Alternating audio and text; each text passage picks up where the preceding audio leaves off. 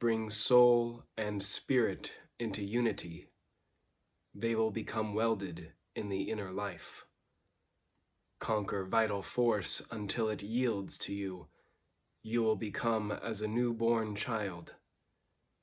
Purify the channels of deep perception. You will dwell safely in the inner life. Govern a kingdom by loving the people. They will learn to act from the inner life. Open and shut the doors of heaven. You will have repose of mind in active life. Let your purity shine forth in all directions. Men will see that you have inner life. Give it birth, nourish it. Give it birth, but do not seek to possess.